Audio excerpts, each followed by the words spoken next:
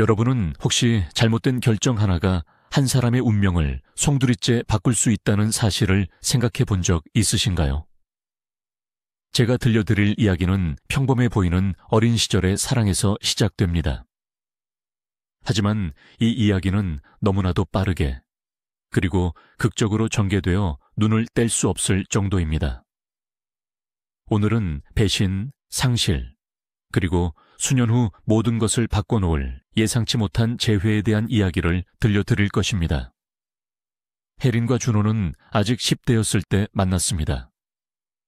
혜린은 밝고 몽상과 같으며 사람들의 관심과 멋진 행동을 좋아했습니다. 준호는 부유하지도 배경이 좋지도 않은 노동자 집안의 조용한 남자였지만 혜린을 위해서라면 무엇이든 할 준비가 되어 있었습니다. 그녀의 모든 변덕은 그에게는 반드시 이루어야 할 과제였습니다. 가까운 들판의 꽃들, 마지막 돈으로 산 달콤한 간식들, 그리고 새벽까지 이어지는 산책. 이 모든 것이 내가 곁에 있어 라고 말하는 그의 방식이었습니다. 준호는 그들의 감정이 진실하며 둘에게는 함께할 미래가 있다고 믿었습니다. 그는 학업을 마치고 직장을 구해 혜린을 부양할 계획을 세웠습니다.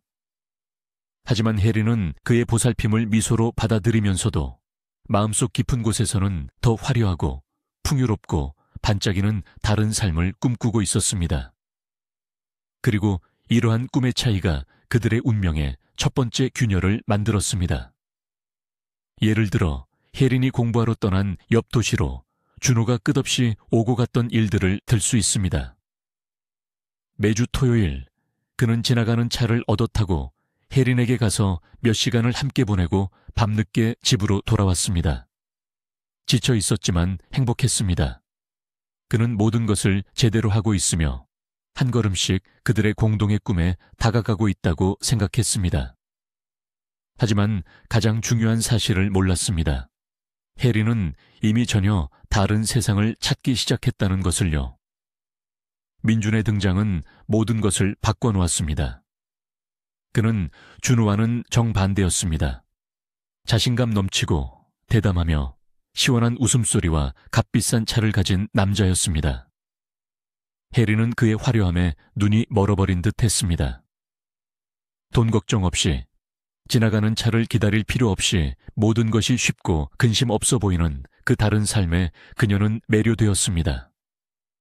민주는 혜린에게서 도전 의식을 느꼈습니다. 다른 여자들처럼 쉽게 넘어오지 않는 혜린이 좋았습니다. 그는 끈질기게 그녀의 관심을 얻으려 애썼고 칭찬을 퍼붓고 파티에 초대했습니다. 처음에는 그녀가 그를 밀어내고 얼굴을 붉히며 거리를 두려 애썼습니다. 하지만 그녀가 더 저항할수록 그는 더욱 끈질기게 그녀를 관심으로 둘러쌌습니다. 결국 혜린은 굴복했습니다. 그녀는 이기는 것에 익숙하고 지배적인 사람 곁에 있는 것이 어떤 의미인지 처음으로 느껴보았습니다. 그리고 바로 이 순간 그녀와 준호 사이에 눈에 보이지 않던 심연은 빠르게 깊어졌습니다. 그 토요일이 좋은 예가 될 것입니다. 준호가 성실하고 충직하게 들판의 데이지, 꽃다발과 딸기 바구니를 들고 집 앞에서 그녀를 기다리는 동안 혜린은 민준의 식탁에서 웃고 있었습니다. 그와 함께 보낸 그 밤은 그녀에게 돌이킬 수 없는 전환점이 되었습니다. 하지만 준호는 여전히 그녀가 오직 자신에게만 속해 있다고 믿고 있었습니다. 혜린이 임신 사실을 알게 되었을 때 그녀의 세상은 송두리째 흔들렸습니다. 그녀에게는 예상치 못한 일이었고 민준에게는 골칫거리였습니다. 그는 아버지가 될 준비가 되어 있지 않았지만 가족의 명성을 망치고 싶지 않은 마음이 더 컸습니다. 그의 아버지가 고위직에 있었기에 스캔들은 너무 큰 대가를 치르게 할 수 있었습니다. 그래서 민준은 유일한 해결책으로 결혼을 제안했습니다. 혜린은 그들이 함께 이겨낼 수 있고 모든 것이 더 나아질 거라고 꿈꿨습니다. 하지만 결혼 후 몇 주 만에 분명해졌습니다. 민준은 사랑 때문에 결혼한 것이 아니었습니다. 그는 그녀를 차갑게 대했고 대화를 피했으며 밤마다 사라졌습니다. 그의 삶은 예전과 다름없었습니다. 시끄러운 모임, 파티, 그리고 다른 여자들. 혜린이 그와 대화하려 할 때마다 그는 그저 손사래를 쳤습니다. 난 내가 할 수 있는 모든 걸 해줬어. 네가 망신당하지 않도록 결혼도 해줬잖아. 이제 나머지는 네가 알아서 해. 이 말들은 그녀의 마음을 갈기갈기 찢어놓았습니다. 그녀는 점점 더 버림받고 외로움을 느꼈습니다. 그리고 가장 고통스러운 타격은 그녀가 결코 잊을 수 없는 충격적인 장면이었습니다. 평소보다 일찍 집에 돌아온 혜리는 그들의 침대에서 다른 여자와 함께 있는 민준을 목격하고 말았습니다. 그녀의 비명, 절망, 그리고 갑작스러운 복통은 고통스러운 몇 달의 시작이었습니다. 그리고 그때 그녀는 처음으로 자신이 내린 선택을 진정으로 후회했습니다. 결혼식 날은 혜린에게 축복의 날이었지만 준호에게는 작별의 날이었습니다. 그는 손님들의 그림자 속에서 조용히 나타났고 마치 늙어버린 듯 어깨를 축 늘어뜨린 채였습니다. 혜린은 그를 보자마자 알아차렸습니다. 심장이 쿵 내려앉았고 숨이 턱 막혔습니다. 그가 왜 여기 온 걸까? 그녀를 그 눈빛으로 괴롭히려고, 그녀가 배신한 사람이 누구인지 상기시키려고. 하지만 준호는 그녀에게 다가가지 않았습니다. 대신 그는 악단 쪽으로 가서 짧게 무언가를 말하더니 마이크를 잡았습니다. 홀 안의 모든 목소리가 일순간 조용해졌고 갑자기 그의 목소리가 울려 퍼졌습니다. 깊고 맑은, 그녀가 한 번도 들어보지 못했던 그런 목소리였습니다. 그는 노래가 아니라 자신의 영혼을 토해내는 듯 했습니다. 모든 구절이 고백처럼, 고통과 사랑이 뒤섞인 비명처럼 들렸습니다. 그 순간 손님들은 웃음을 멈췄고 민준조차 침묵했습니다. 모두가 아무도 진지하게 생각하지 않던 평범한 청년의 노래에 매료되어 귀 기울였습니다. 혜린은 그를 바라보며 깨달았습니다. 이것은 단순한 음악이 아니었습니다. 이것은 그녀에게 보내는 그의 마지막 대화였습니다. 그리고 바로 그때 그녀의 마음을 꿰뚫는 깨달음이 있었습니다. 그녀는 자신을 진정으로 사랑했던 유일한 사람을 잃었다는 것을요. 노래가 끝나자 준호는 마이크를 내려놓고 박수를 기다리지 않고 떠났습니다. 그는 하고 싶었던 모든 말을 했습니다. 그리고 그녀는 새 남편과 함께 무엇으로도 채울 수 없는 마음의 공허함만 남은 채 홀로 남겨졌습니다. 결혼 후 혜린의 삶은 연이은 시련의 연속이었습니다. 임신은 힘겹게 진행되었고 민주는 그녀를 돕기는커녕 집에서 점점 더 자주 사라졌습니다. 그녀의 불평, 그녀의 눈물, 그녀의 관심을 되찾으려는 시도들이 그를 짜증나게 했습니다. 그는 마치 남처럼 차갑게 말했습니다. 난 내가 해야 할 모든 것을 했어. 나머지는 네가 알아서 살아. 그가 문 밖으로 나갈 때마다 혜린의 마음에는 공허함이 남았습니다. 하지만 어느 날 그녀는 예상보다 일찍 집에 돌아왔고 그녀를 완전히 파괴할 광경을 목격했습니다. 그들의 아파트는 엉망진창이었고 바닥에는 남자와 여자의 물건들이 널려 있었으며 그녀의 침대에서 민주는 다른 여자를 안고 있었습니다. 이 장면은 영원히 기억 속에 각인되었습니다. 충격에 혜린은 비명을 질렀고 복부에 날카로운 고통을 느꼈습니다. 그녀는 바닥에 쓰러졌고 두 사람은 당황하여 방을 이리저리 오갔습니다.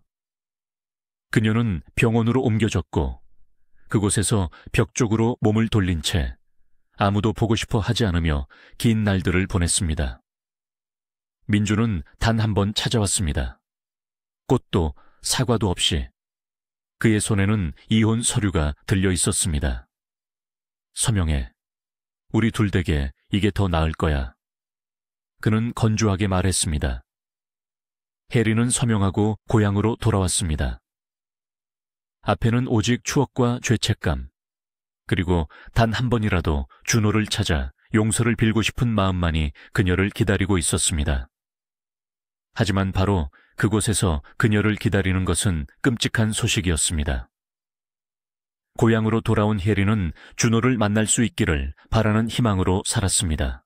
그녀는 사과하고 자신이 이미 운명에 의해 벌을 받았으며 용서를 빌 준비가 되어 있다고 설명하고 싶었습니다. 하지만 현실은 잔혹했습니다. 그의 집으로 찾아갔을 때 문을 연 것은 준호의 어머니였습니다. 그녀의 눈에는 그토록 깊은 고통과 증오가 담겨 있어서 혜리는 그 시선을 견디기 힘들었습니다. 그 여인은 날카롭게 말했습니다. 다 너 때문이야. 네가 아니었다면 내 아들은 살아있었을 거야. 이 말들은 칼보다 더 깊이 심장을 꿰뚫었습니다. 혜리는 어디로 가야 할지 모른 채 거리로 뛰쳐나갔습니다. 거기서 이웃이 그녀를 멈춰 세웠습니다. 준호에 대한 질문을 들은 여인은 고개를 저으며 끔찍한 말을 했습니다. 이제 그는 없어.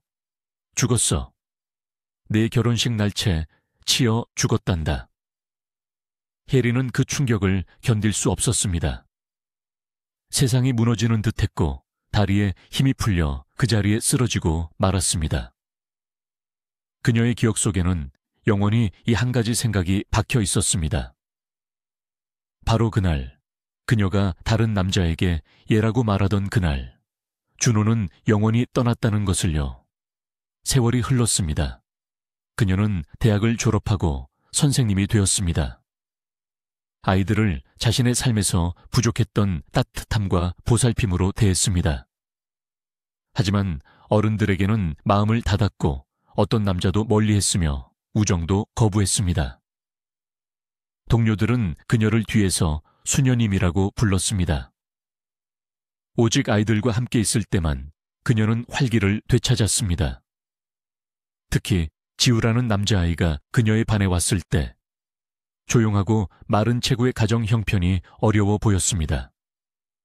그리고 바로 그 아이가 그녀의 운명의 새로운 장을 여는 열쇠가 되었습니다.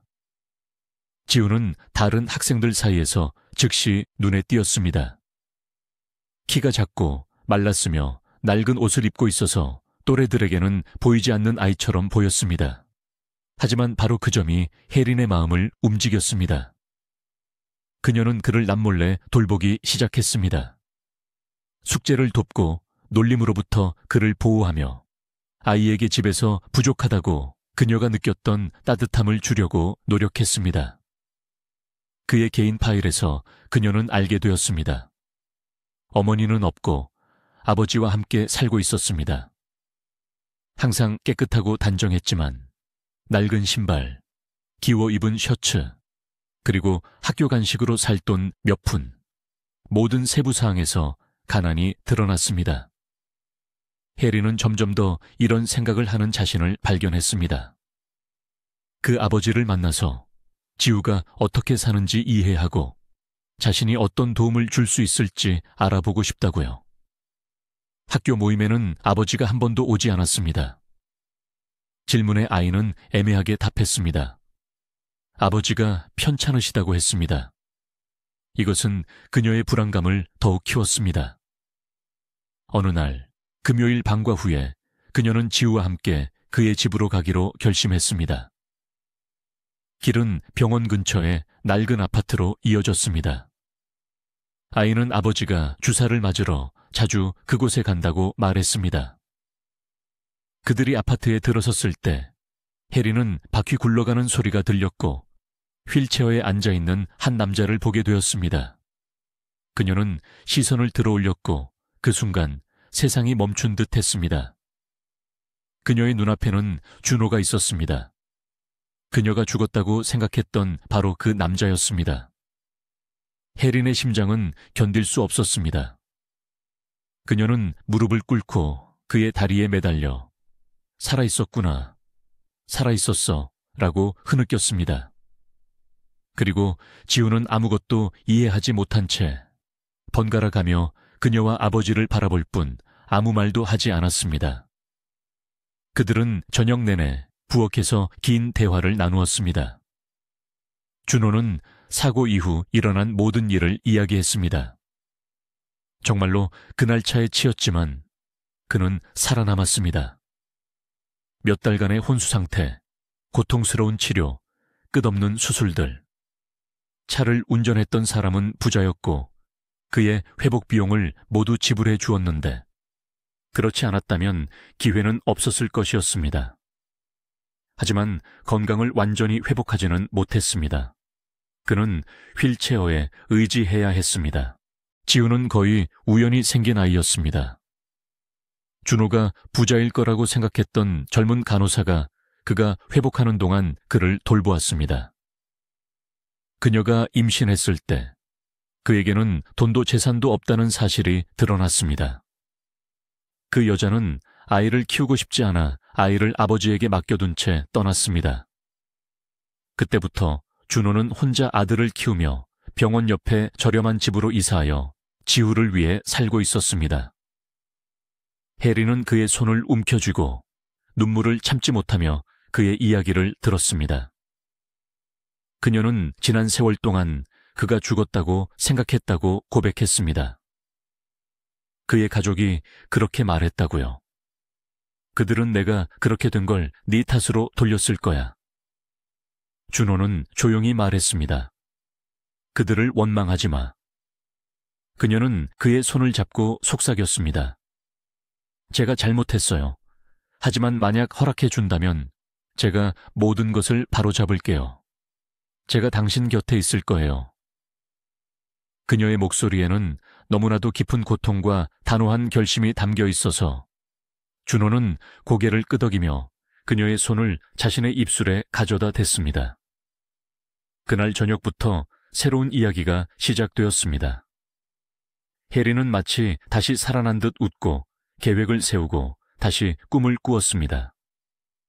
그녀는 준호의 치료를 위해 싸웠고 모스크바의 의사들을 찾아다녔으며 그의 이름으로 계좌를 열었습니다. 그리고 몇 년 후 그들은 나란히 걷고 있었습니다. 그는 조금 절뚝이며 지우는 명랑한 청소년, 그리고 해리는 어린 딸이 잠든 유모차를 밀고 있었습니다. 가장 예상치 못한 반전은 준호가 이 모든 시간 동안 살아있었다는 것입니다. 운명은 그들을 잔혹하게 갈라놓았지만 두 번째 기회를 주었습니다. 해리는 그와 지우를 돌보는 책임을 맡습니다. 함께 그들은 다시 가족이 되는 법을 배웁니다. 3년 후 그들은 이미 나란히 걷고 있습니다. 준호는 약간 절뚝이며 아들의 손을 잡고 있습니다. 옆에는 혜린이 있고 앞에는 그들의 딸이 잠든 유모차가 있습니다. 이것은 동화가 아닙니다. 이것은 가장 암울한 상황 속에서도 빛을 향한 희망이 있다는 이야기입니다. 가장 중요한 것은 그 기회를 놓치지 않는 것입니다.